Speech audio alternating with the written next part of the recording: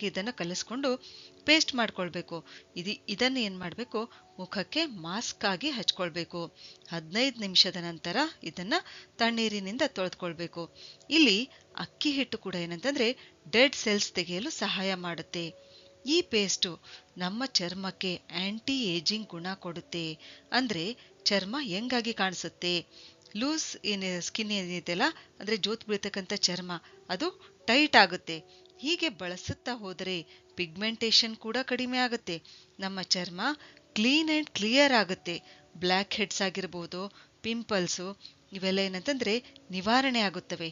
ಯಾಕೆಂದರೆ ಸ್ಫಟಿಕ anti bacterial ಗುಣ ಕೂಡ ಹೊಂದಿದೆ.